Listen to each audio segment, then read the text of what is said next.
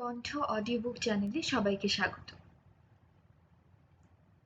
পড়ছি বিভূতিভূষণ বন্দ্যোপাধ্যায়ের উপন্যাস ইছামতি ১১তম এবং শেষ পর্ব। তিলু ও নীলু তেঁতুল কুটছিল বসে বসে। চৈত্র মাসের অপরাহ্ন। একটা খেজুর পাতার চেটাই বিছিয়ে তার উপর বসে নীলু তেঁতুল কুটছিল। তিলু সেগুলো বেছে বেছে একপাশে জড়ো করছিল। কোন গাছের তেঁতুল রে? তা জানি নে দিদি। গোপাল মুচির ছেলে ব্যাঙটা পেড়ে দিয়ে গেল। গাঙের ধারে? সে তো খুব মিষ্টি, খেয়ে দেখ না।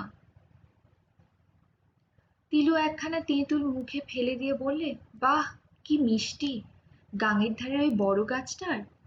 তাড়াতাড়ি নিয়ে দিদি, খোকা পাঠশালা থেকে এলো বলে, এলেই মুখে পুড়বে। হ্যাঁ রে, বিলুর কথা মনে পড়ে। তিনজনে বসে তেঁতুল কুটতাম এরকম, মনে পড়ে খুব। দুই বোনই চুপ করে রইল। অনেক কথাই মনে পড়ে।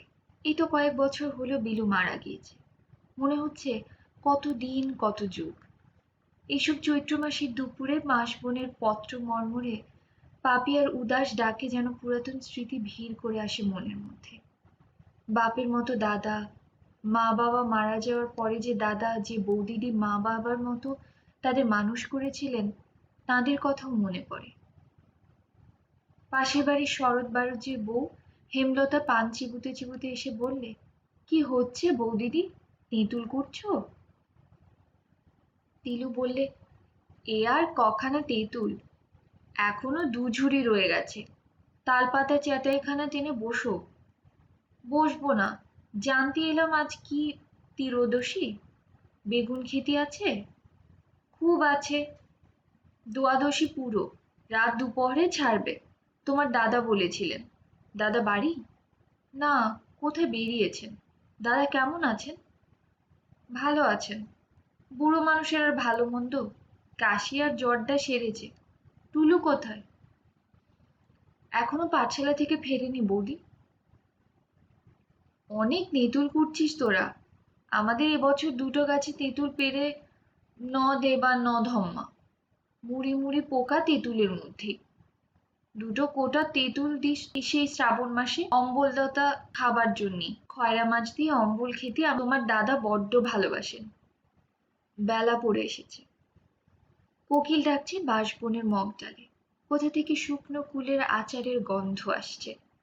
কামরাঙা গাছের তলায় নলে নাপিতে দুটো হেলে গরু চড়ে বেড়াচ্ছে।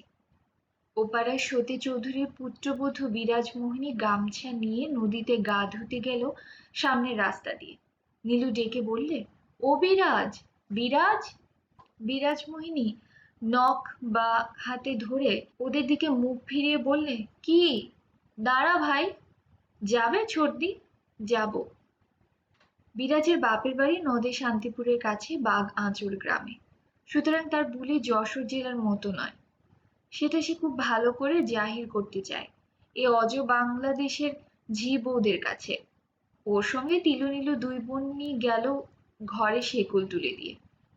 এ পাড়ায় ইছামতিতে মাত্র দুটি নাইবার ঘাট।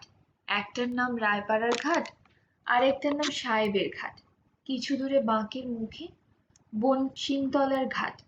পাড়া থেকে দূরে বলে বনশিমতলার ঘাটে মেয়েরা আদৌ আসে না, যদিও সবগুলো ঘাটের চেয়ে তীরতরুশ্রেণী এখানে বেশি নিবিড়। ধরার অরুণোদয় এখানে অবাচ্য সৌন্দর্য ও মহিমায় ভরা। বনবিহঙ্গ কাকলি এখানে সুস্বরা। কত ধরনের যে বনফুল ফুটে ঋতুতে ঋতুতে এর তীরে বনে বনে ঝোপে ঝোপে। চারা গাছের তলায় কি ছায়া ভরা কুঞ্জ বিতান। ৫০-৬০ বছরের মোটা চারা গাছ এখানে খুঁজলে দু চারটা মিলে যায়। তিতু বললে, চল না বনশিমতলার ঘাটে নাইতে যাই। বিরাজ বললে, এই অবেলায়? কদ্দূর আর? যেতুম ভাই, কিন্তু শাশুড়ি বাড়ি নেই। দুটি ডাল ভেঙে উঠোনে রোদে দিয়ে গেছেন, তুলে আসতে ভুলে গেলুম আসবার সময়। গরু বাছুর খেয়ে ফেললে আমাকে বুঝি আস্ত রাখবেন ভেবেছ? নীলু বললে, ওসব কিচ্ছু শুনছি নে, যেতেই হবে বনশিমতলার ঘাট, চলো। বিরাজ হেসে সুন্দর চোখ দুটি তেরচা করে কটাক্ষ হেনে বলল, কেন? কোনো নাগর সেখানে ওত পেতে আছে বুঝি? তিলু বললে, আমাদের বুড়ো বয়সে আর নাগর কি থাকবে ভাই? ওসব তোদের কাঁচা বয়সের কাণ্ড। একটা ছেড়ে ঘাটে ঘাটে তোদের নাগর থাকতে পারে। ইস, এখনো ওই বয়সের রূপ দেখলে অনেক যুবক মুন্ডু ঘুরে যাবে, এ কথা বলতে পারি দিদি। চলো চলো, দেখি কোন ঘাটে নিয়ে যাবে, নাগরের চক্ষু ছানা বড়া করে দিয়ে আসি।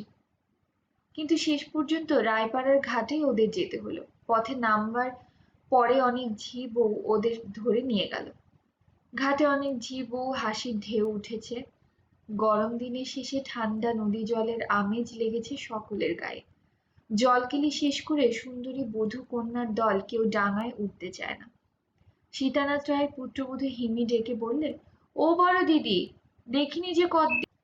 তিলু বললে, এ ঘাটে আর আসিনে। কেন, কোন ঘাটে যান তবে? বিরাজ বললে, তোরা খবর দিস তোদের লুকোনো নাগরালি। ও কেন বলবে ও নিজে? আমি তো বলতুম না। হিমি বললে, বড় দিদির বয়সটা আমার মার বয়সী, ও কথা আর ওকে বলো না। তোমার মুখ সুন্দর, বয়স কচি, ওসব তোমাদের কাজ, ওতে কি? এতে ভাই খোল, গাটায় ময়লা হয়েছে, খারখোল মাখবো বলে নিয়ে এলুম, মাখবি? না, তুমি সুন্দরী, তুমি ওসব মাখো। সবাই খিলখিল করে হেসে উঠল। এতগুলো তরুণীর হাসির লহরে কথাবার্তার ঝিলিকে স্নানের ঘাট মুখর হয়ে উঠেছে। আর কিছু পরে সপ্তমীর চাঁদ উঠবে ঘাটের ওপারকার শিরীষ আর গুয়ো গাছের মাথায়। পটপটি গাছের ফুল ঝরে পড়েছে জলের উপর। বিরাজের মনে কেমন একটা অদ্ভুত আনন্দের ভাব এলো, যেন ওই সংসারে দুঃখ নেই, কষ্ট নেই। তার রূপের প্রশংসা সব স্থানে শোনা যাবে। বড় পিরিখানা ত্রয়স্থী সমাজে তার জন্যেই পাতা থাকবে সর্বত্র। ফেনী বাতাসের থালা তার দিকে এগিয়ে ধরবে সবাই চিরকাল। কোনো কুয়াশা ছাড়া পাখি ডাকা ভোরে শাঁখ বাজিয়ে ডালা সাজিয়ে জল সইতে বেরোবে তার খোকার অন্নপ্রাশনে কি বিয়ের পৈতিতে। শান্তিপুরি শাড়ি পরে সে ফুলের সাজিয়ে আর তেল হলুদের কাঁসার বাটি নিয়ে ঝমর ঝমর মল বাজিয়ে গুজরি পঞ্চম আর পরিছে পরে সেজে গুজে চলবে ত্রয়স্থীদের আগে আগে। আর কত কি মনে আসে। মনের খুশিতে সে টুকটুক করে ডুব দেয়। একবার ডুব দিয়ে উঠে সে যেন সামনের চরের প্রান্তে উদার আকাশের কোণে দেখতে পেলে তার মায়ের হাসি মুখ। আর একবার দেখলে বিয়ের ফুলসজ্জার রাতে ছোবা খেলা করতে করতে উনি আর চোখে তার দিকে চেয়েছিলেন, সেই সলজ্জ সসংকোচ হাসি মুখখানা। জীবনে শুধু সুখ, শুধু আনন্দ, শুধু খাওয়া দাওয়া, জলকেলি, হাসি খুশি, কদম্ব কেলি, তাস নিয়ে বিন্তি খেলার ধুম, কি মজা। হ্যাঁ রে, ও কি, ও বিরাজ দিদি, অবেলায় তুই জলে ডুব দিচ্ছিস কি মনে করে? অবাক হয়ে হিমু বললে কথাটা। নীলু বললে, তাই তো, দেখ বর্দি কাণ্ড। হ্যাঁ রে, চুল ভিজুলি যে, ওই চুলটার রাস শুকোবে, কি আক্কেল তোর! বিরাজের গ্রাহ্য নেই ওদের কথার দিকে। সে নিজের ভাবে নিজে বিভোর। বললে, এই একটা গান গাইবো, শুনবি? মনের বাসনা তোরে সবিশেষ শোন রে বলি। হিমি বললে, ওরে চুপ, কে যেন আসছে, ভারিক্কি দলের কেউ। নিস্তারিণী গুল দিয়ে দাঁত মাজতে মাজতে ঘাটের উপর এসে হাজির হলো। সবাই একসঙ্গে তাকে দেখলে তাকিয়ে, কিন্তু কেউ কথা বললে না। এ গায়ে ঝি বউদের অনেকে ওর সঙ্গে কথা বলে না। ওর সম্বন্ধে নানা রকম কথা রটনা আছে পাড়ায় পাড়ায়। কেউ কিছু দেখেনি, বলতে পারে না। তবু ওর পাড়ার রাস্তা দিয়ে একা একা বেরোনো, যার তার সঙ্গে কথা বলা, এসব নিয়ে ঘরে ঘরে কথা হয়েছে। এইসব জন্যেই ওর সঙ্গে হঠাৎ কথা বলতে চায় না সাহস করে, পাছে ওর সঙ্গে কথা কইলে কেউ খারাপ বলে। তিলু ও নীলুর ৭ খুন মাপ এ গায়ে। তিলু কোনো কিছু মেনে চলার মতো মেয়েও নয়, সবাই জানে। কিন্তু মজাও এই, তার বা তাদের কবনের নামে কখনো এ গায়ে কিছু রটেনি। কেন, তার কারণ বলা শক্ত। তিলু মমতা ভরা চোখের দৃষ্টি নিস্তারিণীর দিকে তুলে বললে, আয় ভাই, আয়, এত অবেলা? নিস্তারিণী ঘাট ভরা ঝিবুতিদের দিকে একবার তাচ্ছিল্য ভরা চোখে চেয়ে দেখে নিয়ে অনেকটা যেন আপন মনে বললে, তেঁতুল কুটতে কুটতে বেলাটা টের পাইনি। ও মা, আমরাও আজ তেঁতুল কুটছিলাম রে, নীলু আর আমি। আমাদের উপর রাগ হয়েছে নাকি? সে নাকি কথা, কেন? আমাদের বাড়িতে যাসনি কদিন? কখন যাই বলো ঠাকুরজি? খাড় সেদ্ধ করলাম, খাড় কাচলাম, চিড়ে কোটা, ধান ভানা সবই তো একা হাতে করছি। শাশুড়ি আজকাল আর লোকই দেন না বড় একটা। নিস্তারিণী সুরূপা বৌদি, যদিও তার বয়স হয়েছে এদের অনেকের চেয়ে বেশি। তার হাত পা নেড়ে, ঠোঁটের হাসি ঠোঁটে চেপে কথা বলার ভঙ্গিতে হিমি আর বিরাজ একসঙ্গে কৌতুকে হি হি করে হেসে উঠল। সঙ্গে সঙ্গে যেন কোথাকার একটা বাঁধ খুলে গেল। হাসির ঢেউয়ে রোল উঠল চারদিকে। হেমি বললে, নিস্তার দিকে হাসাতেই পারে। এসো না, জলে নামো না নিস্তারদি। বিরাজ বললে, সে গানটা গান না দিদি। নিধুবাবুর কি চমৎকার গাইতে পারেন ওটা। বিধু দিদি যেটা গাইতো। সবাই জানে নিস্তারিণী সুস্বরে গান গায়। হাসি গানে, গল্পে মজলিস জমাতে ওর জুড়ি বউ নেই গায়ে। সেই জন্যই মুখ ফিরিয়ে অনেকে বলে, অতটা ভালো না মেয়ে মানুষ। যা রয় সয় সেটাই ভালো। নিস্তারিণী হাত নেড়ে গান ধরলে, ভালোবাসা কি কথার কথা সই, মন যার মনে গাঁথা, শুকাইলে তরুবর বাঁচে কি জড়িত লতা, প্রাণ যার প্রাণে গাঁথা। সবাই মুগ্ধ হয়ে গেল। কেমন হাতের ভঙ্গি, কেমন গলার সুর, কেমন চমৎকার দেখায় ওকে হাত নেড়ে নেড়ে গান গাইলে। একজন বললে, নীলবরণী গানটা বড় ভালো গান আপনি। নিস্তারিণীও খুশি হল। সে ভুলে গেল 7 বছর বয়সে তার বাবা অনেক টাকা পণ পেয়ে তৃতীয় ঘরে মেয়েকে বিক্রি করেছিলেন, খুব বেশি টাকা, 75 টাকা। খোড়া স্বামীর সঙ্গে সে খাপ খাইয়ে চলতে পারেনি কোনোদিন, শাশুড়ির সঙ্গেও নয়। যদিও স্বামী তার ভালোই, শ্বশুর ভজ গোবিন্দ বাড়ুজ্যে আরো ভালো, কখনো ওর মতের বিরুদ্ধে যায়নি। ইদানিং গরিব হয়ে পড়েছে, খেতে পড়তে দিতে পারে না, ছেলে মেয়েদের পেট ভরে ভাত জোটে না, তবুও নিস্তারিণী খুশি থাকে। সে জানে গ্রামে তাকে ভালো চোখে অনেকেই দেখে না, না দেখলে বয়েই গেল। কলা, যত সব কলাবতী বিদ্যে ধরেই সতীর সাধ্যের দল, মারো ঝাঁটা। ও জলে নেমেছে। বিরাজ ওর সিক্ত সুঠাম দেহটা আদরে জড়িয়ে ধরে বললে, নিস্তার দিদি, সোনার দিদি, কি সুন্দর গান, কি সুন্দর ভঙ্গি তোমার। আমি যদি পুরুষ হতুম তবে তোর সঙ্গে দিদি পিড়িতে পড়ে যেতুম। মাইরি বলছি কিন্তু, একদিন বনভোজন করবি চল। কেন হঠাৎ নিস্তারিণীর মনে অনেক দিন আগেকারও ছবিটা ভেসে উঠল। মনের অদ্ভুত চরিত্র, কখন কি করে বসে সেটা কেউ বলতে পারে। সেই যে তার প্রণয়ীর সঙ্গে একদিন নদীর ধারে বসেছিল, সেই ছবিটা।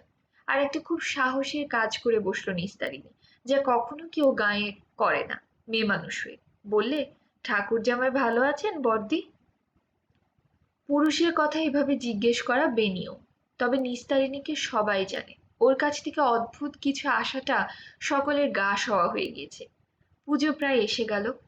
ফণী চক্রবর্তীর চণ্ডী মণ্ডপে বসে গ্রামস্থ সজ্জনগণের মজলিস চলছে।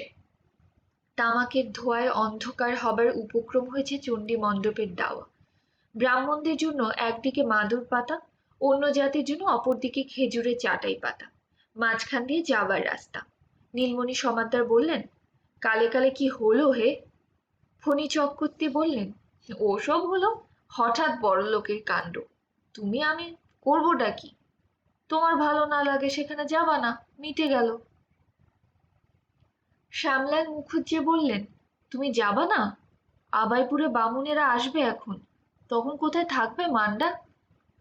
কেন, কিরকমে শুনলে? গায়ের ব্রাহ্মণ সব নেমন্তন্ন করবে এবার ওর বাড়ি দুর্গোৎসবে। স্পর্ধাটা বেড়ে গিয়েছে বেটার, বেটা হঠাৎ বড়লোক কি না। লালমোহন পাল গ্রামের কোনো লোকের কোনো সমালোচনা না মেনে মহা ধুমধামে চণ্ডী মণ্ডপে দুর্গা প্রতিমা তুললে। এবার অনেক দুর্গা পূজা এই গ্রামে ও পাশের সব গ্রামগুলিতে। প্রতি বছর যেমন হয়, গ্রামের গরিব দুঃখীরা পেট ভরে নারকোল নাড়ু সরু চালের চিড়ে মুরগি খায়। নেমন্তন্ন বাড়িতে খাবে, শুক্তুনি, কচুর শাক, ডুমুরের ডালনা, সোনামুগের ডাল, মাছ ও মাংস, দই, রস করা সব বাড়িতেই। লালমোহন পালের নিমন্ত্রণ এ গাঁয়ের কোনো ব্রাহ্মণ নেননি। এ পর্যন্ত নালুপাল ব্রাহ্মণ ভোজন করিয়ে এসেছে পরের বাড়িতে টাকা দিয়ে, কিন্তু তার নিজের বাড়িতে ব্রাহ্মণ ভোজন হবে এতে সমাজপতিদের মত হলো না। নালুপাল হাত জোর করে বাড়ি বাড়ি দাঁড়ালো। ফণী চক্রবর্তী চণ্ডী মণ্ডপে একদিন এই প্রশ্নের মীমাংসার জন্য ফুল বেঞ্চের বিচার হলো। শেষ পর্যন্ত ওর আপিল ডিসমিস হয়ে গেল। তুলসী এলো ষষ্ঠীর দিন তিলু নীলুর কাছে, কস্তা পেরে শাড়ি পরনে, গলায় সোনার মুরকি মাদুলি, হাতে যশম। গড় হয়ে তিলুর পায়ের কাছে প্রণাম করে বললে, হ্যাঁ দিদি, আমার উপরে গায়ে ঠাকুরদের এ কি অত্যাচার দেখুন। সে সব শুনলাম। ভাত কেউ খাবেন না, আমি গাওয়া ঘি আনিয়েছি, লুচি ভেজে খাওয়াবো। আপনি একটু জামাই ঠাকুরকে বলুন দিদি। আপনাদের বাড়িতে তো হয়, আমার নিজের বাড়িতে পাতা পেরে ব্রাহ্মণরা খাবেন। আপনাদের পায়ের ধুলো পড়ুক আমার বাড়িতে, এ স্বাদ আমার হয় না। লুচি চিনির ফলারে অমত কেন করবেন ঠাকুর মশাইরা। ভবানী বাড়ুজ্যে অভিজ্ঞ ব্যক্তি, তিলুর মুখে সব শুনে তিনি বললেন, আমার সাধ্য না, এ কুলিনের গায়ে ওসব হবে না। তবে আংরালি, গদাধরপুর আর নসরাপুরে ব্রাহ্মণদের অনেকে আসবে, সেখানে শ্রোতীয় ব্রাহ্মণ বেশি। নালুপালকে তিনি সেই রকম পরামর্শ দিলেন। নালুপাল হাত জোর করে বললে, আপনি থাকবেন কিনা আমায় বলুন জামাই ঠাকুর। থাকবো, কথা দিচ্ছেন, নইলে তোমার এখানে আসতাম। ব্যাস, কোনো ব্রাহ্মণ দেবতাকে আমার দরকার নেই, আপনি আর দিদিরা থাকলেই 16 কলা পুণ্য হলো আমার। তা হয় না নাদু, তুমি ও গায়ে ব্রাহ্মণদের কাছে লোক পাঠাও, নয়তো নিজে যাও, তাদের মত নাও। আংরালি থেকে এলেন রামহরি চক্রবর্তী বলে একজন ব্যক্তি, আর নসরাপুর থেকে এলেন সাতকড়ি ঘোষাল। তারা সমাজের দালাল। তারা সন্ধির শর্ত করতে এলেন নালুপালের সঙ্গে। রামহরি চক্রবর্তীর বয়স 55-56 হবে, মেটে কালো, এক মুখ দাড়ি গোঁফ, মাথার টিকিতে একটি মাদুলি বাঁধা, বাহুতে রাম কবচ। বিদ্যা ওই গ্রামের সেকালের হরু গুরু মশাইয়ের পাঠশালার নাম তার ডাক পর্যন্ত। তিনি ছিলেন ঘোষার সর্দার, অর্থাৎ নামতা ঘোষবার বা চেঁচিয়ে ডাক পড়াবার তিনিই ছিলেন সর্দার। রামহরি সব শুনে বললেন, এই সাতকড়ি ভায়াও আছে। পালমশাই, আপনি ধনী লোক, আমরা সব জানি, কিন্তু আপনার বাড়িতে পাতা পাড়িয়ে ব্রাহ্মণ খাওয়ানো এ কখনো এদেশে হয়নি। তবে তা আমরা দুজনে করিয়ে দেব, কি বলো হে সাতকড়ি। সাতকড়ি ঘোষাল অপেক্ষাকৃত অল্প বয়সের লোক, তবে বেশ ফর্সা আর একটু দীর্ঘাকৃতি। কৃষকায়ও বটে, মুখ দেখেই মনে হয় নিরীহ ভালো মানুষ, হয়তো কিছু অভাবগ্রস্ত ব্যক্তি সাংসারিক দিক থেকে। সাতকড়ি মাথা নেড়ে বললেন, কথাই তাই। তুমি কি বলছো? আপনি যা করেন দাদা, তাহলে আমি বলে দিই, দিন। নালুপালের দিকে ফিরে রামহরি ডান হাতের আঙুলগুলো সব ফাঁকা করে তুলে দেখিয়ে বললেন, 5 টাকা করে লাগবে আমাদের দুজনের, দেব। ব্রাহ্মণদের ভোজন দক্ষিণে দিতে হবে 1 টাকা, ওইটে কমিয়ে 8 আনা করতে হবে।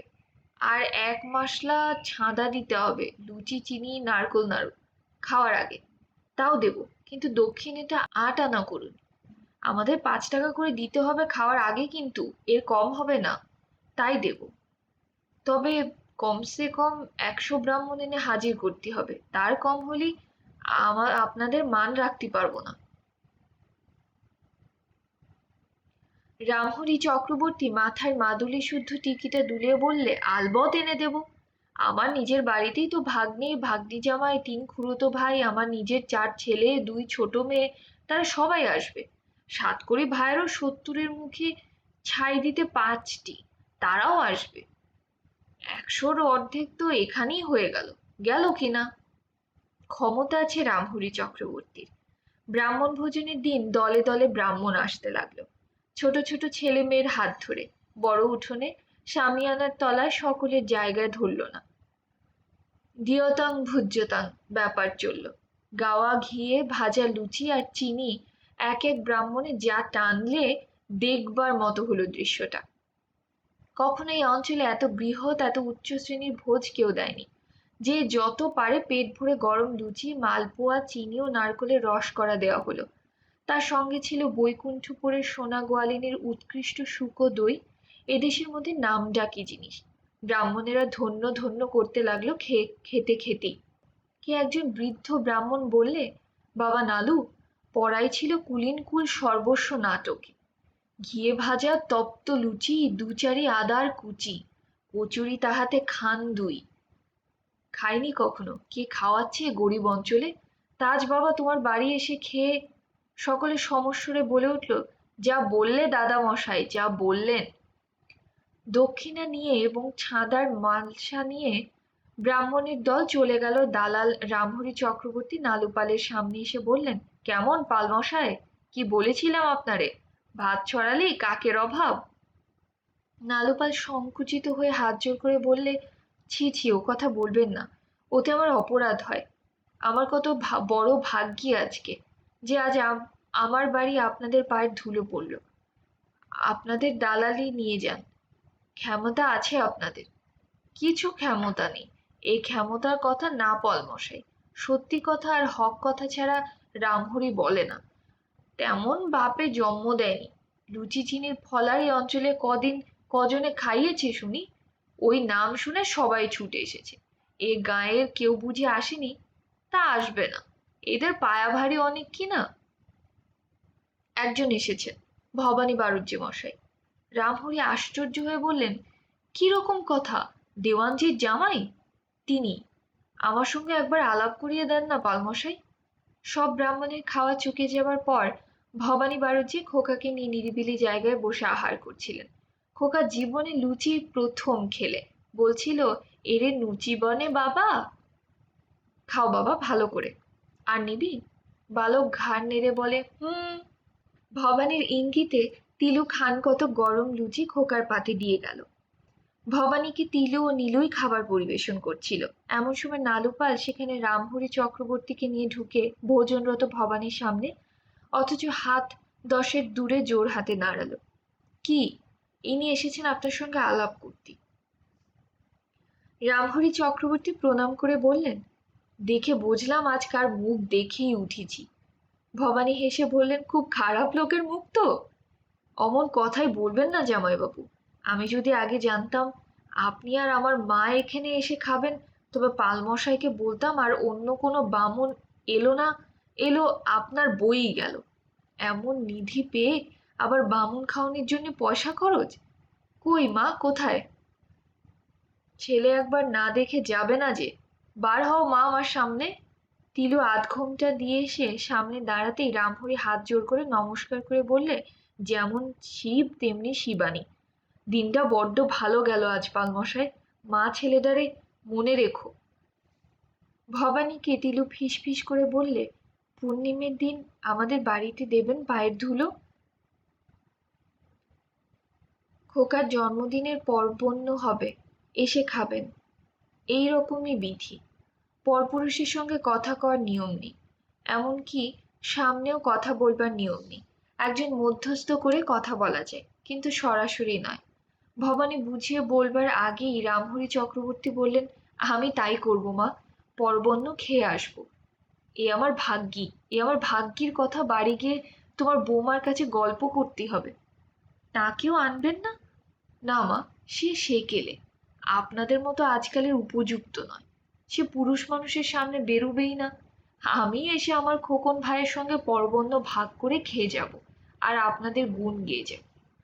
নীলমণি সমাদ্দারের স্ত্রী আন্নাকালী তার পুত্রবধূ সুবাসীকে বললেন, হ্যাঁ বৌমা, কিছু শুনলে নাকি গায়ে ওদিকের কথা? পুত্রবধূ জানে শাশুড়ি ঠাকুরন বলছেন, বড়লোকের বাড়ির দুর্গোৎসবে জাঁকালি নেমন্তন্নটা ফসকে যাবে না টিকে থাকবে। ওদের অবস্থা হীন বলে এবং কখনো কিছু খেতে পায় না বলে ক্রিয়াকর্মের নিমন্ত্রণে আমন্ত্রণের দিকে ওদের নজরটা খুব প্রখর।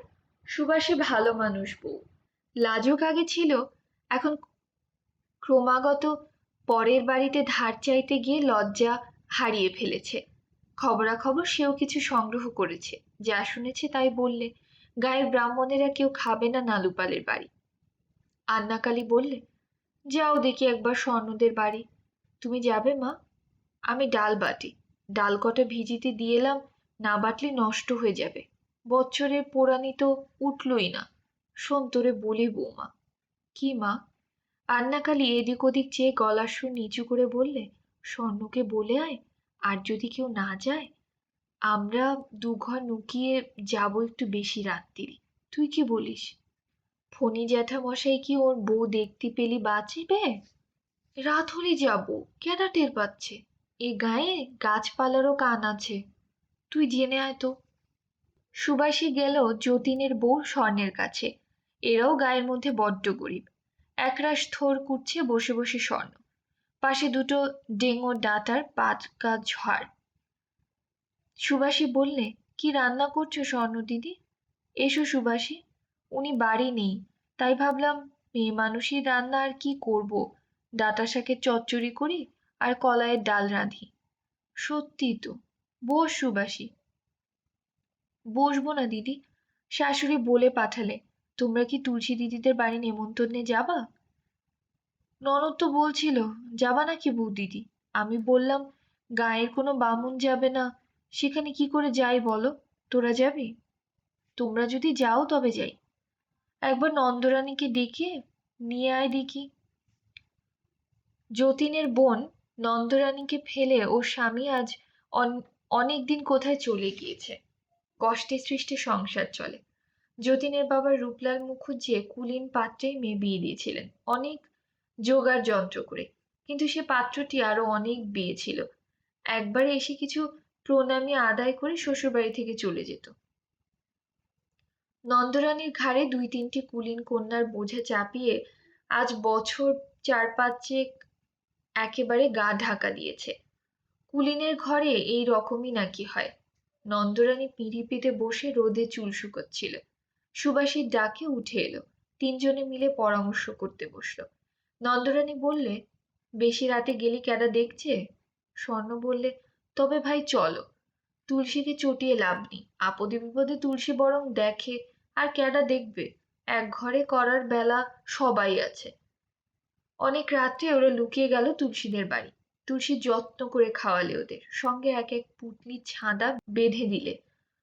যতীন সে রাত্রেই বাড়ি এলো। স্বর্ণ এসে দেখলে স্বামী শেকল খুলে ঘরে আলো জ্বেলে বসে আছে। স্ত্রীকে দেখে বললে, কোথায় গিয়েছিলে? হাতে ও কি? গাইঘাটা থেকে 2 কাঠা সোনামুখ চেয়ে আনলাম। এক প্রজা বাড়ি থেকে ছেলেপিলে খাবে আনন্দ করে। তোমার হাতে ও কি গা? সে খোঁজ দরকার নেই। খাবে তো? খিদে পেয়েছে খুব। ভাত আছে? বসো না, যা দিই খাও না। স্বামীর পাতে অনেকদিন পরে সুখাদ্য পরিবেশন করে দিতে পেরে স্বর্ণ বড় খুশি হলো। দরিদ্রের ঘরণী সে। শ্বশুর বেঁচে থাকলেও দেখেছে মোটা চাল ভাজা ছাড়া কোনো জলপান জুটত না তার। ইদানিং দাঁত ছিল না বলে স্বর্ণ শ্বশুরকে চাল ভাজা গুঁড়ো করে দিত। যতীন বলল, বাহ, এসব পেলে কোথায়? কাউকে বলো না, তুলসীদের বাড়ি। তুলসী নিজে এসে হাত জোর করে সেদিন নেমন্তন্ন করে গেল। বড্ড ভালো মেয়ে, ট্যাঙ্কার অহংকার নেই। এতটুকু। কে কে গিয়েছিলে? নন্দরানী আর সুবাসী, ছেলেমেয়েরা। তুলসী দিদি কি খুশি, সামনে দাঁড়িয়ে খাওয়ালে। আসবার সময় জোর করে 1 মালসা লুচি চিনি ছাদা দিলে। ভালো করেছো, খেতে পায় না কিছু, কেডা দিচ্ছে ভালো খেতে একটু? যদি টের পায় গায়ে, ফাঁসি দেবে না শুলে দেবে।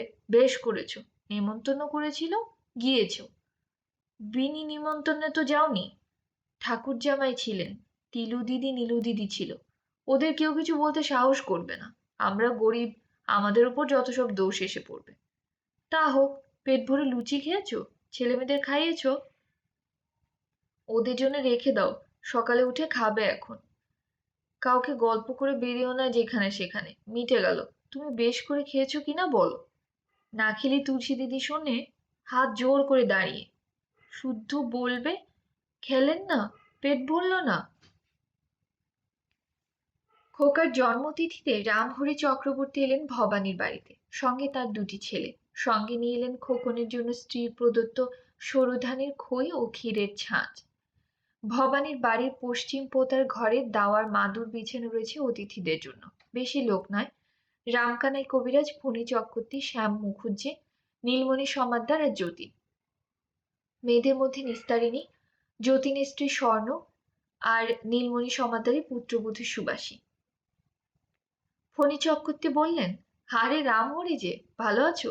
আগে হ্যাঁ, প্রণাম দাদা, আপনি কেমন? আর কেমন, এখন বয়স হয়েছে, গেলেই হলো। বুড়োদের মধ্যে আমি আর নীলমণি দাদা এখনো ভালোই আছি এবং টিকে আছি। আর তো একে একে সব চলে গেল। দাদার বয়স হলো কত? এই 69 যাচ্ছে। বলেন কি? দেখলে তো মনে হয় না এখনো দাঁত পড়েনি। এখনো আধসের চালির ভাত খাবো, আধ কাঠা চিড়ের ফলার খাবো, আধখানা পাকা কাঁঠাল এক জায়গায় বসে খাবো, দুবেলা আড়াইশের দুধ খাই এখনো, খেয়ে হজম করি। সেই খাওয়ার ভোগ আছে বলে এখনো এমনটা শরীর রয়েছে, নইলি। আচ্ছা, একটা কথা বলি রামহরি, সেদিন কি কাণ্ডটা করলে তোমরা? আংরালি আর গদাধরপুরীর বাউনদের কি একটা কাণ্ডজ্ঞান নেই? নেমন্তন্ন করেছে বলেই পাতা পারতি হবে যে শুদ্ধর বাড়ি। ছি ছি, ব্রাহ্মণ তো, গলায় পইতে রয়েছে তো। নাই বা হলো কুলীন, কুলীন সকলে হয় না, কিন্তু মান অপমান জ্ঞান সবার থাকা দরকার। কথাগুলোতে নীলমণি সমাদ্দার বড় অস্বস্তি বোধ করতে লাগলেন। তার স্ত্রী ও পুত্রবধূও সেদিন যে বেশি রাত্রে লুকিয়ে ওদের বাড়ি গিয়ে ভোজ খেয়ে এসেছে, এ কথা প্রকাশ না হয়ে পড়লেই বড় মুশকিল। কিন্তু ভগবানের ইচ্ছায় ঠিক সেই সময় ভবানী বাড়ুজ্যে এসে ওদের খাবারের জন্য আহ্বান করলেন। কথা চাপা পড়ে গেল। স্ত্রস্ত্রীয় ব্রাহ্মণ রামহরি চক্রবর্তীর সঙ্গে এক পংক্তিতে বসে ফণি চক্রবর্তী ও এরা খাবেন না। অন্য জায়গায় পিঁড়ি পেতে বসিয়ে খাওয়ানো হলো এবং শুধু তাই নয়, খোকাকে তার জন্মদিনের পায়েস খাওয়ানোর ভার পড়ল তার উপর। রামহরি চক্রবর্তীর পাশেই খোকার পিঁড়ি পাতা, ঘোমটা দিয়ে তিলু ওদের দুজনকে বাতাস করতে লাগলো বসে। রামহরি বললেন, তোমার নাম কি দাদু? খোকা লাজুক সুরে বললে, শ্রী রাজ্যেশ্বর বন্দ্যোপাধ্যায়। কি পড়ো? এবার উৎসাহ পেয়ে খোকা বললে, হরুগুরু মশাই পাঠশালায় পড়ি। কলকাতায় থাকে শম্ভু দাদা, তার কাছে ইংরেজি পড়তে চেয়েছি, সে শেখাবে বলেছে। বাবা, এইটুকু ছেলে নাকি ইঞ্জিরি পড়বে? তবে তো তুমি দেশের হাকিম হবা। বেশ দাদু, বেশ। হাকিম হওয়ার মতো চেহারাখানা বটে। মা বলেছে আপনি আর কিছু নেবেন না? না না, যথেষ্ট হয়েছে। 3বার পায়েস নিয়েছি, আবার কি? বেঁচে থাকো দাদু। বামুন ভোজনের দালাল রামহরি চক্রবর্তীকে এমন সম্মান কেউ দেয়নি কুলীন ব্রাহ্মণের বাড়িতে। বিদায় নিয়ে যাবার সময় রামহরি তিলুকে প্রণাম করে বললেন, চলি মা, চেরোটা কাল মনে থাকবে। আজ যা করলেন মা আমার, এ যত্ন কখনো ভুলবো না। আজ বুঝলাম আপনারা এদি করে রামাসামার মতো লোক নন। দুহাত দুপা থাকলেই মানুষ হয় না মা, গলায় পইতে ঝোলালি কুলীন ব্রাহ্মণ হয় না।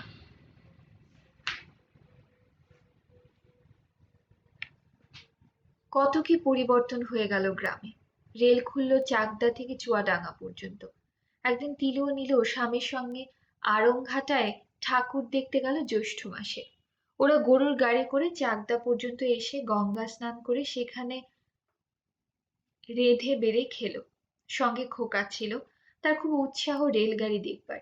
শেষকালে রেলগাড়ি এসে গেল। ওরা সবাই সেই পরম আশ্চর্য জিনিসটিতে চড়ে গেল আড়ংঘাটা।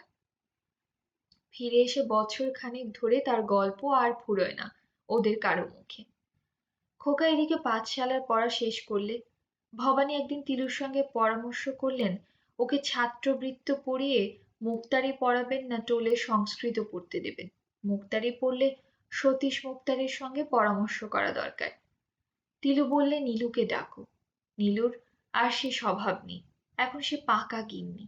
সংসারের সব কাজ নিখুঁতভাবে খুঁটিয়ে করতে ওর জুড়ি নেই। সে এসে বললে, টুলুকে জিজ্ঞেস করো না। আহা, কি সব বুদ্ধি! টুলুর ভালো নাম রাজ্যেশ্বর। সে গম্ভীর স্বভাবের ছেলে, চেহারা খুব সুন্দর, যেমন রূপ তেমনি বুদ্ধি। বাবাকে বড় ভালোবাসে, বিশেষ পিতৃভক্ত। সে এসে হেসে বললে, বাবা বলো না, আমি কি জানি? আর ছোট মা তো কিছু জানেই না। কলের গাড়িতে উঠে সেদিন দেখলে না, পান সাজতে বসলো। রানাঘাট থেকে কলের গাড়ি ছাড়লো তো টুক করে এলো আড়ংঘাটা। আর ছোট মার কি কষ্ট! বলে দুটো পান সাজতে সাজতে গাড়ি এসে গেল 3 কোষ রাস্তা। নীলু বললে, তা কি জানি বাবা, আমরা বুড়ো সুড়ো মানুষ, চাকদাতে আগে আগে গঙ্গা স্নান করতে যেতাম পানের বাটা নিয়ে পান সাজতে সাজতে। অমন হাসতে হবে না তোমারে। আমি অন্যায় কি বললাম? তুমি কি জানো পড়াশোনা? মা তবুও সংস্কৃত পড়েছে কিছু কিছু। তুমি একেবারে মুখ্যু। তুই শেখাস আমায় খোকা। আমি শেখাবো? এই বয়স শুনি ক খ অ আ, ভারী মজা। তোরে ছানার পায়েস খাওয়াবো ওবেলা। ঠিক? ঠিক। তাহলে তুমি খুব ভালো। মোটেই মুখ্যু না। ভবানী বললে, আহ, এই টুলু, ওসব এখন রাখো। আসল কথার জবাব দে। তুমি বলো বাবা, কি ইচ্ছে তোমার? এই সময় নীলু আবার বললে ওকে, মুক্তারি টোক্তারি করতে দেবেন না। ইংরেজি পড়ান ওকে। কলকাতায় পাঠাতে হবে। ওই শম্ভু দেখো কেমন করেছে কলকাতায় চাকরি করে। তার চেয়ে কম বুদ্ধিমান কি টুলু? ভবানী বাড়ুজ্যে বললেন, কি বলো খোকা? ছোট মা ঠিক বলেছে। তাই হোক বাবা। মা কি বলো? ছোট মা ঠিক বলেনি? নীলু অভিমানের সুরে বললে, কেন মুখ খুঁজে? আমি আবার কি জানি? টুলু বললে, না ছোট মা, হাসি না। তোমার কথাটা আমার মনে লেগেছে। ইংরেজি পড়তে আমারও ইচ্ছে। তাই তুমি ঠিক করো বাবা, ইংরেজি শেখাবে কে?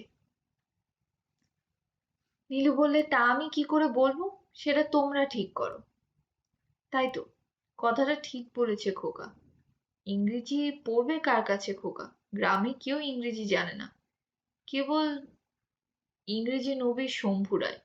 সে বহুকাল থেকে আমুটি কোম্পানির হৌসে কাজ করে। সাহেব সুবোধের সঙ্গে ইংরেজি বলে। গায়ে এজন্য তার খুব সম্মান। মাঝে মাঝে অকারণে গায়ের লোকেদের সামনে ইংরেজি বলে বাহাদুরি নেবার জন্য। তিলু হেসে বললে, হ্যাঁ খোকা, তো শম্ভু দাদা কেমন ইংরেজি বলে রে?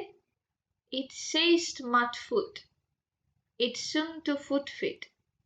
ভবানী বললে, বা রে, কখন শিখলি এত? টুলু বললে, শুনে শিখেছি। বলে তাই শুনি কি না? যা বলে সেরকম বলি। ভবানী বললে, সত্যি ঠিক ইংরেজি শিখেছো?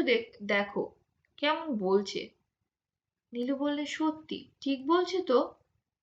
তিনজনই খুব খুশি হলো খোকার বুদ্ধি দেখে। খোকা উৎসাহ পেয়ে বললে, আমি আরো জানি। বলবো বাবা? সিট এ হিপ সিট ফুট অ্যাপ টাইম আই। ও বাবা, এ দুটো কথা খুব বলে, আই আর মাই। সত্যি বলছি বাবা। নীলু অবাক হয়ে ভাবলে, কি আশ্চর্য বুদ্ধিমান তাদের খোকা। প্রসন্ন চক্রবর্তী নীলকুঠির চাকরি যাওয়ার পরে 2 বছর বড় কষ্ট পেয়েছে। আমিনের চাকরি জোটানো বড় কষ্ট। বসে বসে সংসার চলে কোথা থেকে? অনেক সন্ধানের পর বর্তমান চাকরিটা জুটে গেছে বটে, কিন্তু নীলকুঠির মতো অমন সুখ আর কোথাও পাওয়া যাবে চাকরির? তেমন ঘরবাড়ি, তেমন পসার প্রতিপত্তি দিশি জমিদারের কাছেরই হবে না, হতে পারে না। 4 বছর তবু কাটলো এদের এখানকার চাকরিতে। এটা পাল এস্টেটের বাহাদুরপুরের কাছারি। সকালে নায়েব ঘনশ্যাম চাকলাদার পালকি করে বেরিয়ে এলেন চিতলমারির খামারের তদারক করতে। প্রসন্ন আমিন একটু হাঁপ ছেড়ে বাঁচল। এরা নতুন মনিব, অনেক বুঝে চলতে হয় এদের কাছে। আর সে রাজারাম দেওয়ানও নেই, সে বড় সাহেবও নেই। নায়েবের চাকর রতিলাল নাপিত ঘরে ঢুকে বললে, ও আমিন বাবু, কি করছেন? এই বসে আছি। কেন? নায়েব বাবুর হাঁসটা এদিকে এলো, দেখেছেন? দেখিনি। তামাক খাবেন? সাজো দেখি একটু। রতিলাল তামাক সেজে নিয়ে এলো। সে নিজে নিয়ে না এলে নায়েব চাকরকে হুকুম করার মতো সাহস নেই প্রসন্ন চক্রবর্তীর। রতিলাল বললে, আমিন বাবু, সকালে তো মাছ দিয়ে গেল না গিরে জেলে? দেবার কথা ছিল। গিরে কাল বিকেলে হাটে মাছ বেচছিল দেখেছি। আর মাছ রোজ তো দেয়, আজ এলো না কেন কি জানি। নায়েব মশাই মাছ না হলে ভাত খেতে পারে না মোটে। দেখি আর খানিক, যদি না আনে জেলে পাড়া পানে দৌড়ুতি হবে মাছের জন্য। রতিলালের ভ্যাজ ভ্যাজ ভালো লাগছিল না প্রসন্ন চক্রবর্তীর।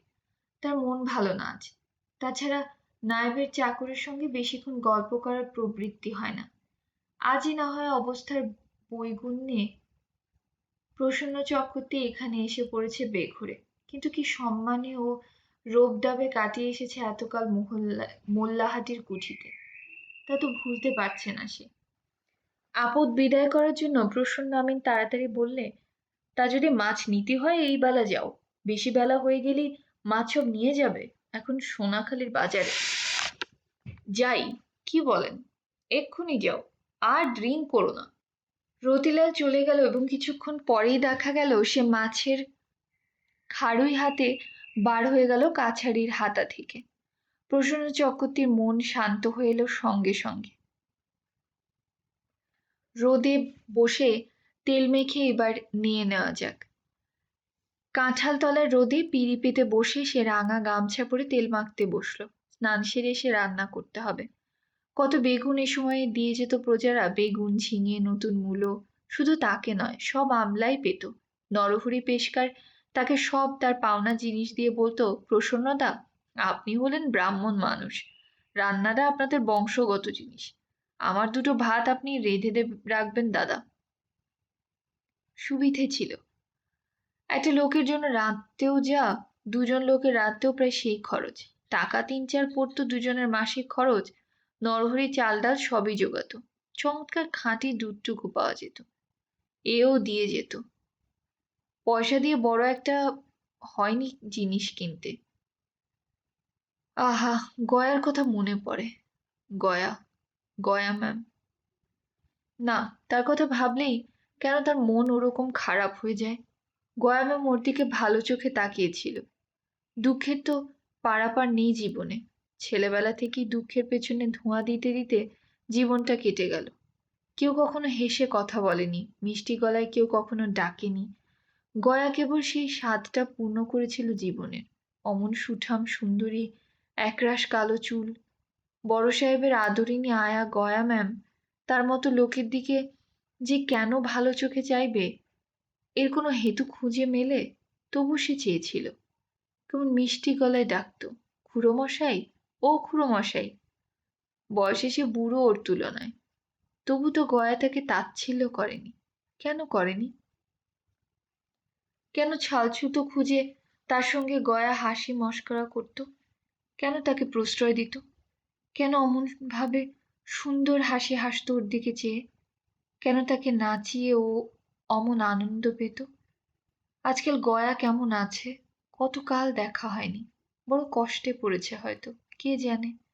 কত দিন রাত্রে মন কেমন করে ওর জন্য। অনেক কাল দেখা হয়নি। ও আমিন মশাই, মাছ পেলাম না। রতিলালের মাছের খাড়ুই হাতে প্রবেশ। সর্বশরীর জ্বলে গেল প্রসন্ন চক্রবর্তীর। মূলজা, আমি তোমার এয়ার, তোমার দরের লোক? বেটা জল টানা বাসন মাজার চাকর সমানে সমানে আজ খোশ গপ্প করতে এসে একগাল দাঁত বের করে তার সঙ্গে। চেনে না সে প্রসন্ন আমিনকে? দিন চলে গিয়েছে। আজ বিষহীন ধোড়া সাপ প্রসন্ন চক্রবর্তী এই কথার উত্তর কি করে দেবে? সে মোল্লাহাটির নীলকুঠি নেই, সে বড় সাহেব শিবটনা নেই, সে রাজারাম দেওয়ানও নেই। নীলকুঠির আমলে শাসন বলে জিনিস ছিল, লোকে ভয়ে কাঁপত লাল মুখ দেখলে। এসব দিশি জমিদারের কাছারিতে ভূতের কীর্তন। কে কাকে মানে? মারো ২০০ ঝাঁটা। বিরক্তি সহকারে আমিন রতিলালের কথার উত্তরে বললে, ও, নীরস কণ্ঠেই বললে। রতিলাল বললে, তেল মাখছেন? হুম। নাইতে যাবেন? হুম। কি রান্না করবেন ভাবছেন? কি এমন আর? ডাল আর উচ্ছে চচ্চড়ি। ঘোল আছে। ঘোল না থাকে দেবানি। সনকা গোয়ালিনী আধ কলসি মাঠাওয়ালা ঘোল দিয়ে গেছে, নেবেন? না, আমার আছে। বলেই প্রসন্ন চৌকতি রতিলালকে আর কিছু বলার সুযোগ না দিয়ে তাড়াতাড়ি গামছা কাঁধে নিয়ে ইছামতিতে নাইতে চলে গেল। কি বিপদই হয়েছে! ওর সঙ্গে এখন বক বক করো বসে। খেয়ে দে আর কাজ নেই, বেটা বেয়াদবের নাজির কোথাকার। রান্না করতে করতেও ভাবে, কতদিন ধরে সে আজ একা রান্না করছে। ২০ বছর? না, তারও বেশি। স্ত্রী সরস্বতী সাধ্যোচিত ধামে গমন করেছে বহুদিন। তারপর থেকেই হাঁড়ি-বেড়ি হাতে উঠেছে, আর নামলো কই। রান্না করলে যা রোজই রেঁধে থাকে প্রসন্ন, তার অতি প্রিয় খাদ্য। খুব বেশি কাঁচা লঙ্কা দিয়ে মাসকলাইয়ের ডাল, উচ্ছে ভাজা, ব্যাস। হয়ে গেল। কে বেশি ঝঞ্ঝাট করে? আর অবশ্যই ঘোল আছে। ডাল রান্না করলেন নাকি? জলের ঘুঁটি উঁচু করে আলগোছে খেতে খেতে প্রায় বিষম খেতে হয়েছিল আর কি। কোথাকার ভূত এটা! দেখছিস একটা মানুষ তেতপ পরে দুটো খেতে বসেছে, এক ঘুঁটে জল খাচ্ছে, ঠিক সেই সময় তোমার কথা না বললে মহাভারত অশুদ্ধ হয়ে যাচ্ছিল? না তোমার বাপের জমিদারি লাট উঠে হচ্ছিল, বদমাইশ পাজি? বিরক্তির সুরে জবাব দেয় প্রসন্ন চক্রবর্তী। কেন? কিসের ডাল? মাসকলাইয়ের। আমার একটু দেবেন? বাটি আনবো? নেই আর, এক কাশি রেঁধেছিলাম, খেয়ে ফেললাম। আমি যে গোল এনেছি আপনার জন্য। আমার গোল আছে, কিনেছিলাম। এ খুব ভালো গোল। সনকা গোয়ালিনীর নামটা কি ঘোল? বিষ্টু ঘোষের বিধবা দিদি, চেনেন? মাঠাওয়ালা ঘোল ও ছাড়া কেউ করতে জানে না। কেউ দেখেন? নামটা বেশ, মরুগ্গে। ঘোল খারাপ করেনি, বেশ জিনিসটা। এ গায়ে থাকে সনকা গোয়ালিনী? বয়স কত? এক কলকে তামাক সেজে খেয়ে প্রসন্ন একটু শুয়ে নিলে ময়লা বিছানায়। সবে সে চোখ একটু বুঝেছে এমন সময় পাইক এসে ডাক দিলে। নায়ব মশাই ডাকছেন আপনারে। ধর্মর করে উঠে প্রসন্ন চক্রবর্তী কাছারি ঘরে ঢুকল। অনেক প্রজার ভিড় হয়েছে। আমিনের জরিপে চিঠার নকল নিতে এসেছে ৮-১০টি লোক। নায়েব ঘনশ্যাম চাকলাদার রাশভারী লোক, পাকা গোঁফ, মুখ গম্ভীর, মোটা ধুতি পরনে, কোচার মুড়ো গায়ে দিয়ে ফরাসে বসেছিলেন আধময়লা একটা গির্দে হেলান দিয়ে। রূপো বাঁধানো ফর্সিতে তামাক দিয়ে গেল রতিলাল নাপিত। আমিনের দিকে চেয়ে বললেন, খাসমহলের চিঠা তৈরি করেছেন? প্রায় সব হয়েছে, সামান্য কিছু বাকি। ওদের দিতে পারবেন? যাও তোমরা আমিন মশাইয়ের কাছে যাও, ওদের একটু দেখে দেবেন তো চিঠাগুলা। দূর থেকে এসেছে সব, আজই চলে যাবে। প্রসন্ন চক্রবর্তী বহুকাল এই কাজ করে এসেছে। গুড়ের কলসির কোন দিকে ষাঁড় গুড় থাকে আর কোন দিকে ঝোলা গুড় থাকে তাকে সেটা দেখাতে হবে না। খাসমহলের চিঠা তৈরি থাকলেই কি আর সব গোলমাল মিটে যায়? সীমানা সরহদ্দ নিয়ে গোলমাল থাকে, অনেক কিছু গোলমাল থাকে। চিঠাতে নায়েবের সই করাতে হবে, অনেক কিছু হাঙ্গামা। এখন অবেলায় অত শত কাজ কি হয়ে উঠবে বলা যায় না, চেষ্টা করে অবশ্যই দেখা যায়। নীলকুঠির দিনে এমন সব ব্যাপারে ২ পয়সা আসতো, সেসব অনেক দিনের কথা হলো। এখন যেন স্বপ্ন মনে হয় সেসব। প্রজাদের তরফ থেকে একজন লোক এগিয়ে এসে বললে, করে দেন আমিনবাবু, আপনারে পান খেতে দিব কিছু। এখন কিছু কত? ১ আনা করে মাথা পিছু দেব এখন। প্রসন্ন চক্রবর্তী হাতের খেরো বাঁধা দপ্তর নামিয়ে রেখে বললে, তাহলে এখন হবে না। তোমার নায়েব মশাইকে গিয়ে বলতে পারো, চিঠি তৈরি হয়েছে বটে, এখনো সাবেক রেকর্ডের সঙ্গে মেলানো হয়নি, সই হয়নি। এখনো ১০-১৫ দিন কি মাসখানেক বিলম্ব। চিঠি তৈরি থাকলেই কাজ হতে হয় না, অনেক কাঠখড় পোড়াতে হয়। প্রজাদের মোড়ল বিনীতভাবে বললে, তা আপনি কত বলছো আমিনবাবু? সে অভিজ্ঞ লোক, আইন আদালত জমিদারি কাছারি গতিক ও নারী বিলক্ষণ জানে। কেন অমিনবাবু বেঁকে দাঁড়িয়েছেন তাকে বোঝাতে হবে না। প্রসন্ন চক্রবর্তী অপ্রসন্ন মুখে বললেন, না না, সে হবে না। তোমরা নায়েবের কাছে যাও, আমার কাজ এখনো মেটেনি, দেরি হবে ১০-১৫ দিন। মোড়ল মশাই হাত জোর করে বললে, তা আমাদের উপর রাগ করবেন না আমিন মশাই, ৬ পয়সা করে মাথা পিছু দেবানি। ২ আনার ১ করে কম হলেই পারবো না। গরিব মরে যাব তাহলে। না, পারবো না। বাধ্য হয়ে ১০ জন প্রজার ৫ শিকে মোড়ল মশাইকে ভালো ছেলের মতো সুরসুর করে এগিয়ে দিতে হলো প্রসন্ন চক্রবর্তীর হাতে। পথে এসো বাপধন, চক্রবর্তীকে আজ কাজ শেখাতে হবে না ঘনশ্যাম চাকলাদারে। কি করে উপরি রোজগার করতে হয় নীলকুঠির আমিনকে সে কৌশল শিখতে হবে পচা জমিদারি কাছারির আমলার কাছে। শাসন করতে এসেছেন, দেখেছিস শিবটন সাহেবকে? বেলা ৩ প্রহর। ঘনশ্যাম চাকলাদার আবার ডেকে পাঠালেন প্রসন্ন চক্রবর্তীকে।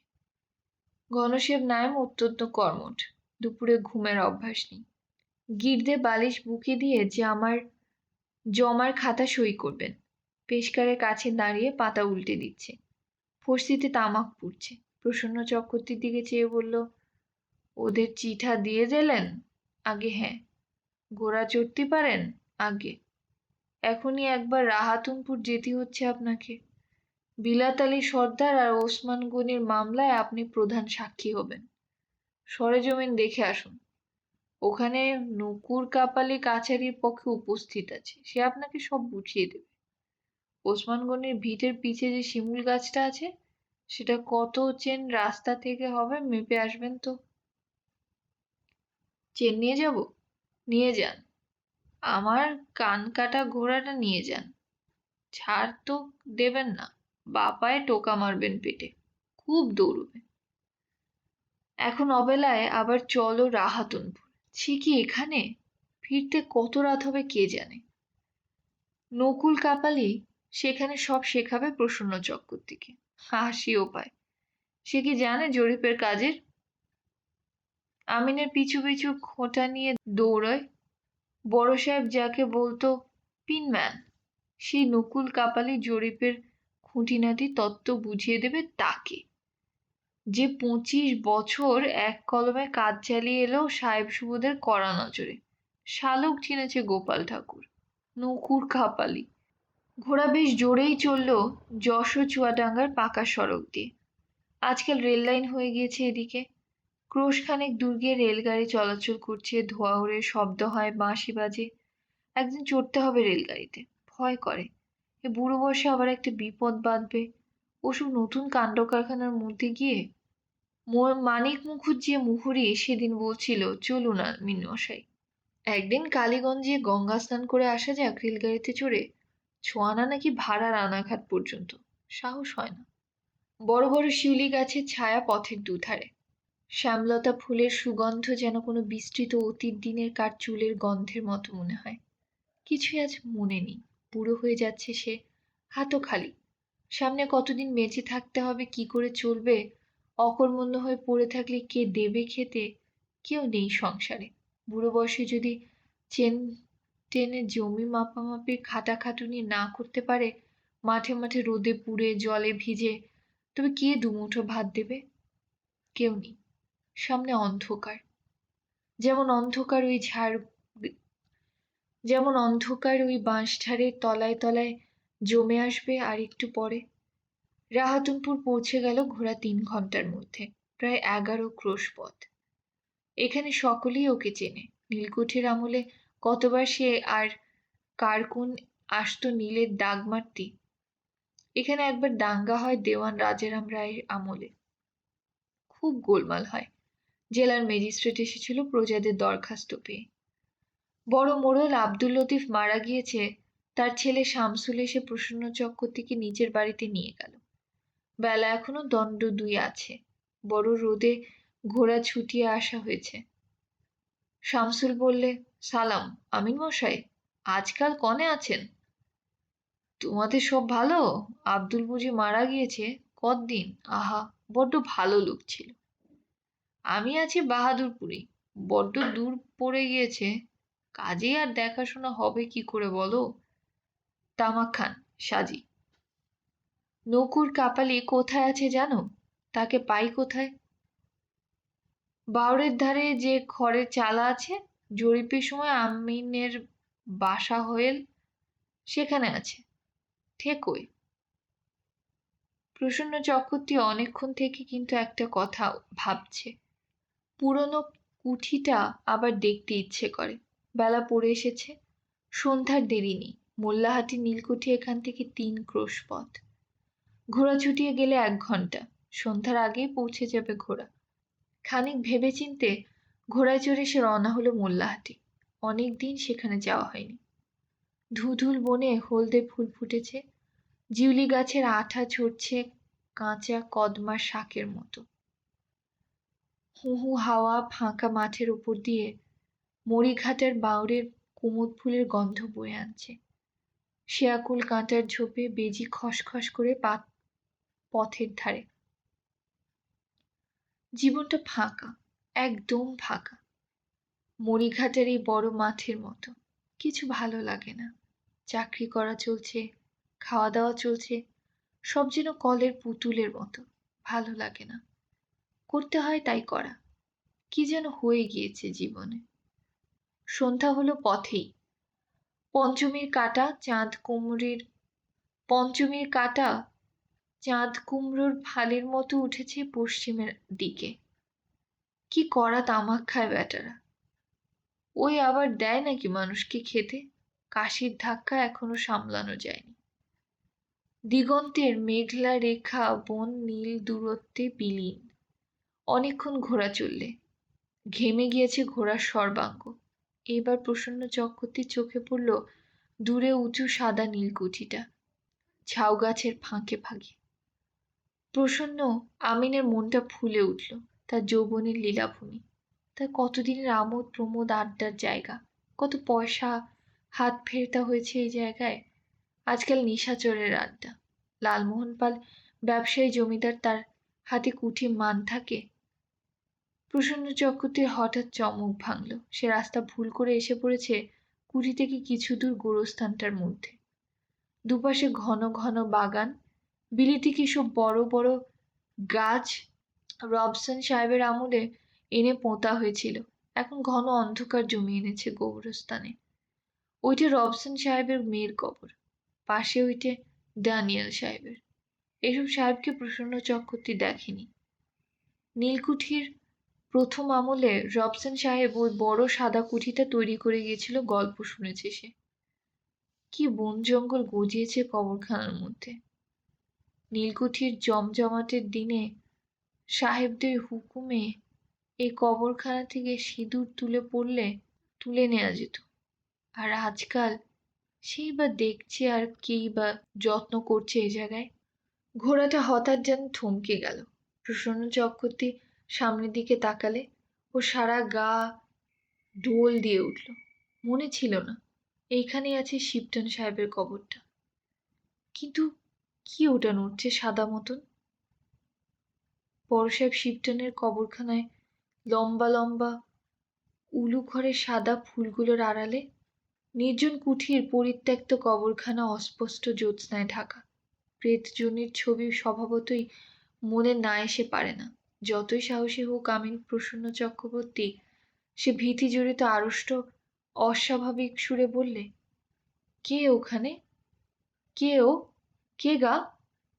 শিবটন সাহেবের সমাধির উলোখড়ের ফুলের ঢেউয়ের আড়াল থেকে একটি নারী মূর্তি চকিত ও ত্রস্ত ভাবে উঠে দাঁড়িয়ে রইল অস্পষ্ট জ্যোৎস্নার পাথরের মূর্তিরই মতো। কে গা? কে তুমি? কে? খুড়োমশাই? ও খুড়োমশাই! ও কণ্ঠে অপরিসীম বিস্ময়ের সুর। আরো এগিয়ে এসে বললে, আমি গয়া। প্রসন্নর মুখ দিয়ে খানিকক্ষণ কোনো কথা বের হলো না বিস্ময়ে। সে তাড়াতাড়ি রেকাবে পা দিয়ে নেমে পড়ল ঘোড়া থেকে। আহ্লাদের সুরে বললে, গয়া? তুমি এখানে? চলো চলো, বাইরে চলো এই জঙ্গল থেকে। এখানে কোথায় ছিলে? জ্যোৎস্নায় প্রসন্ন দেখলে গয়ার চোখের কোণে জলের রেখা। এর আগেই সে কেঁদেছিল ওখানে বসে বসে, এইরকম মনে হয়। কান্নার চিহ্ন ওর চোখে মুখে চিকচিকে জ্যোৎস্নায় সুস্পষ্ট। প্রসন্ন চক্রবর্তী বললে, চলো গয়া, ওইদিকে বার হয়ে চলো। এ কি ভয়ানক জঙ্গল হয়ে গিয়েছে এদিকটা। গয়া ম্যাম ওর কথায় ভালো করে কর্ণপাত না করে বললে, আসুন খুড়োমশাই, বড় সাহেবের কবরটা দেখবেন না? আসুন, আলেন যখন দেখেই যান। পরে সে হাত ধরে টেনে নিয়ে গেল। শিবটনের সমাধির উপর টাটকা সন্ধ্যা মালতী আর কুঠির বাগানের গাছেরই বনফুল ছড়ানো। তা থেকে একগোছা সন্ধ্যা মালতী তুলে নিয়ে ওর হাতে দিয়ে বললে, দেন, ছড়িয়ে দেন। আজ মরবার তারিখ সাহেবের, মনে আছে না? কত নুন্ডা খেয়েছেন এক সময়। দেন, দুটো উলোখড়ের ফুলও দেন তুলে টাটকা। দেন ওই সঙ্গে। প্রসন্ন চক্রবর্তী দেখলে ওর দুগাল বেয়ে চোখের জল গড়িয়ে পড়েছে নতুন করে। তারপর দুজনে কবরখানার ঝোপ জঙ্গল থেকে বার হয়ে একটা বিলিতি গাছের তলায় গিয়ে বসল। খানিকক্ষণ কারো মুখে কথা নেই। দুজনেই দুজনকে অপ্রত্যাশিতভাবে দেখে বেজায় খুশি যে হয়েছে সেটা ওদের মুখের ভাবে পরিস্ফুট। কত যুগ আগেকার পাষাণপুরীর ভিত্তির গাত্রে উৎকীর্ণ কোনো অতীত সভ্যতার দুটি নায়ক নায়িকা যেন জীবন্ত হয়ে উঠেছে আজ এই সন্ধ্যা রাতে মোল্লাহাটের পোড়া নীলকুঠিতে রবসন সাহেবের আনিত প্রাচীন জুনিপার গাছটার তলায়। গয়া রোগা হয়ে গিয়েছে, সে চেহারা নেই, সামনের দাঁত পড়ে গিয়েছে, বুড়ো হয়ে এসেছে। দুঃখের দিনের ছাপ ওর মুখে, সারা অঙ্গে, চোখের চাউনিতে, মুখের ম্লান হাসিতে। ওর মুখের দিকে চেয়ে চুপ করে রইল গয়া। কেমন আছো গয়া? ভালো আছি। আপনি কনে থেকে? আজকাল আছেন কনে? আছে অনেক দূর, বাহাদুরপুরি, কাছারিতে আমিনি করি। তুমি কেমন আছো তাই আগে কও শুনি। চেহারা এমন খারাপ হলো কেন? আর চেহারার কথা বলবেন না। খেতি পেতাম না যদি সাহেবের জমির বিলি না করে দিত আর আপনি মেপে না দিতেন। যতদিন সময় ভালো ছিল আমারে দিয়ে কাজ আদায় করে নেবে বুঝতো, ততদিন লোকে মানতো, আদর করত। এখন আমরা পুঁজবে কেডা? উল্টে আরো হেনস্থা করে, একঘরে করে রেখেছে পাড়ায়। সেবার তো আপনারে বলেছি। এখনো তাই চলছে? যতদিন বাঁচবো এর সুরাহা হবে ভাবছেন খুড়োমশাই? আমার জাত গিয়েছে যে, এক ঘটি জল কেউ দেয় না অসুখে পড়ে থাকলে, কেউ উকি মেরে দেখে না। দুঃখের কথা কি বলবো? আমি একা মেয়ে মানুষ, আমার জমির ধানটা লোকে ফাঁকি দিয়ে নিয়ে যায় রাত্রির বেলা কেটে। কার সঙ্গে ঝগড়া করব? সেদিন কি আমার আছে? প্রসন্ন চক্রবর্তী চুপ করে শুনছিল, ওর চোখে জল। চাঁদ দেখা যাচ্ছে গাছের ডালপালার ফাঁক দিয়ে। কি খারাপ দিনের মধ্যে দিয়ে জীবন কাটে যাচ্ছে তার। তারও জীবনে ঠিক ওরই মতো দুর্দিন নেমেছে। গয়া ওর দিকে চেয়ে বললে, আপনার কথা বলুন, কদিন দেখিনি আপনারে। আপনার ঘোড়া পালালো খুড়োমশাই, বাঁধুন। প্রসন্ন চক্রবর্তী উঠে গিয়ে ঘোড়াটাকে ভালো করে বেঁধে এলো বিলিতি গাছের গায়ে। আবার এসে বসলো ওর পাশে। আর যেন কত আনন্দ ওর মনে। কে শুনতে চায় দুঃখের কাহিনী? সব মানুষের কাছে কি বলা যায় সব কথা? এ যেন বড্ড আপন, বলেও সুখ এর কাছে। এর কানে পৌঁছে দিয়ে সব ভার থেকে সে যেন মুক্ত হবে, বললেও প্রসন্ন। হেসে খানিকটা চুপ করে থেকে বললে, বুড়ো হয়ে গিয়েছি গয়া, মাথার চুল পেকেছে, মনের মধ্যে সর্বদা ভয় ভয় করে। উন্নতি করবার কত ইচ্ছা ছিল, এখন ভাবি বুড়ো বয়স, পরে চাকরিটা খোয়ালি কে এক মুঠো ভাত দেবে খেতি? মনের বল হারিয়ে ফেলেছি। দেখছি যেমন চারিধারে, তোমার আমার রুক্ষ মাথায় এক পলা তেল কেউ দেবে না গয়া।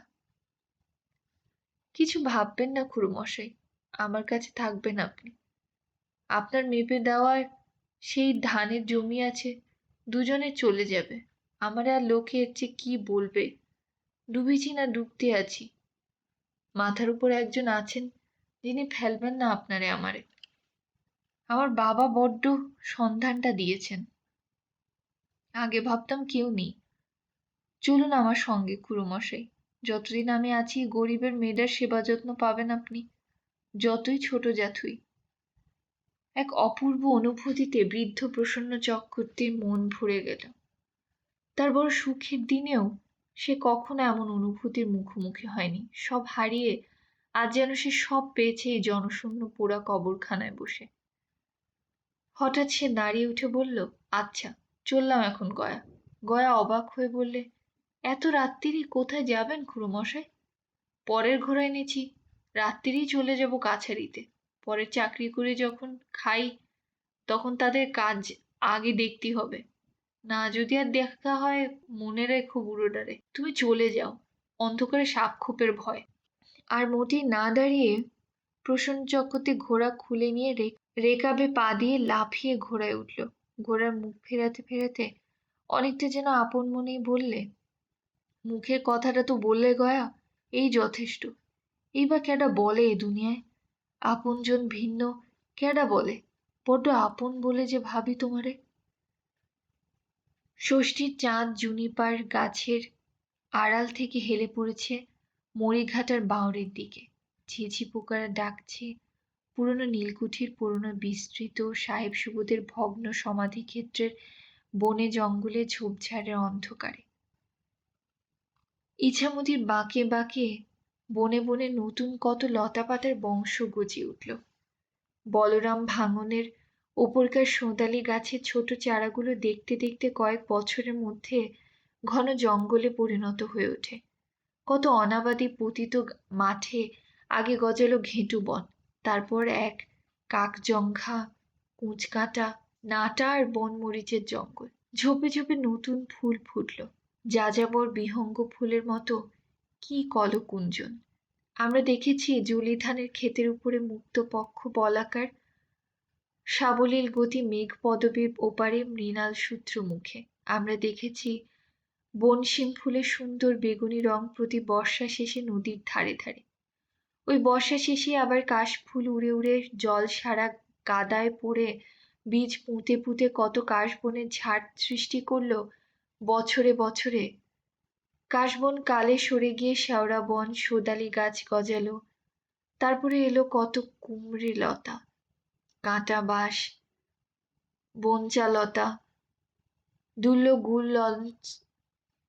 গুলঞ্চ লতা, মটর ফলের লতা, ছোট গোয়ালে বড় গোয়ালে সুবাস ভরা বসন্ত মূর্তিমান হয়ে উঠল কতবার ইছামতির নির্জন চরের ঘেঁটু ফুলের দলে।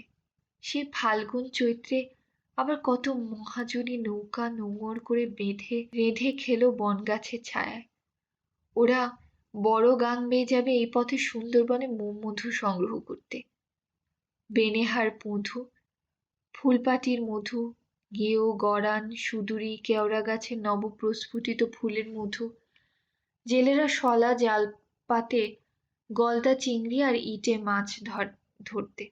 পাঁচফোঁতার গ্রামের দিকে ডাঙাতেই নীল চাষে উঠে যাওয়ার ফলে সঙ্গে সঙ্গে বন্য বুড়ো পিটুলি, গামার, তিত্তিরাজ গাছের জঙ্গল ঘন হলো। জেলেরা সেখানে ডিঙি বাঁধে না। অসংখ্য নিবিড় লতাপাতার জড়াজড়িতে আর সাই বাবলা, শেয়াকুট, কাঁটা বনের উপদ্রবে ডাঙা দিয়ে এসে জলে নামবার পথ নেই। কবে সাথী আর উত্তর ভাদ্রপদ নক্ষত্রে জল পড়ে ঝিনুকের গর্ভে মুক্ত জন্ম নেবে, তারই দুরাশায় গ্রামান্তরের মুক্ত ডুবুরির দল জোংরা আর ঝিনুক স্তূপাকার করে তুলে রাখে ওকরা ফলের বনের পাশে, যেখানে রাধালতার হলুদ রঙের ফুল টুপটাপ করে ঝরে পড়ে ঝিনুক রাশির উপরে।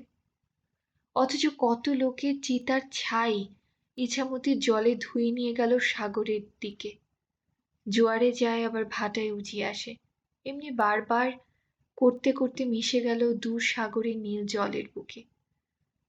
যে কত আশা করে কলা বাগান করেছিল উত্তর মাঠে, দুয়ারে পেতেছিল বাঁশের কঞ্চি চিরে বনে ঘোলডুবরির বাঁকে, আজ হয়তো তার দেহের অস্থি রোদবৃষ্টিতে সাদা হয়ে পড়ে রইল ইছামতির ডাঙায়। কত তরুণী সুন্দরী বধূর পায়ের চিহ্ন পড়ে নদীর দুধারে ঘাটের পথে, আবার কত প্রৌঢ়া বৃদ্ধার পায়ের দাগ মিলিয়ে যায়। গ্রামে গ্রামে মঙ্গল শঙ্খের আনন্দধ্বনি বেজে ওঠে বিয়েতে, অন্নপ্রাশনে, উপনয়নে, দুর্গাপূজায়, লক্ষ্মী পূজায়। সে সব বধূদের পায়ের আলতা ধুয়ে যায় কালে কালে, ধূপের ধোঁয়া ক্ষীণ হয়ে আসে। মৃত্যুকে কে চিনতে পারে, গড়িও সে মৃত্যু মাতাকে। পথ প্রদর্শক মায়ামৃগের মতো জীবনের পথে পথে পথ দেখিয়ে নিয়ে চলে সে। অপূর্ব রহস্য ভরা তার অবগুণ্ঠন কখনো খোলে শিশুর কাছে, কখনো বৃদ্ধের কাছে। তেলাকচু ফুলের দুলনিতে অনন্তের সে সুর কানে আসে বনৌষধির কটুক্তিক্ত সুঘ্রাণে প্রথম হেমন্তে বা শেষ শরতে। বর্ষার দিনে সেই ইছামতির কুলে কুলে ভরা ঢলঢল রূপে সেই অজানার মহাসমুদ্রের তীরহীন অসীমতার স্বপ্ন দেখতে পায় কেউ কেউ। কত যাওয়া আসার অতীত ইতিহাস মাখানো ওই সব মাঠ, ওই সব নির্জন ভিটের ঢিপি, কত লুপ্ত হয়ে যাওয়া মায়ের হাসি হতে অদৃশ্য রেখায় আঁকা। আকাশে প্রথম তারাটি তার খবর রাখে হয়তো। ওদের সকলের সামনে দিয়ে ইছামতির জলধারা চঞ্চল বেগে বয়ে চলেছে বড় নোনা গাঙের দিকে। সেখান থেকে মোহনা পেরিয়ে, রায়মঙ্গল পেরিয়ে, গঙ্গাসাগর পেরিয়ে মহাসমুদ্রের দিকে। শুনছিলেন বিভূতিভূষণ বন্দ্যোপাধ্যায়ের ইছামতি উপন্যাসের শেষ পর্ব। আরও ভালো গল্প শুনতে বা উপন্যাস শুনতে সাবস্ক্রাইব করে সাথে থাকুন। ধন্যবাদ।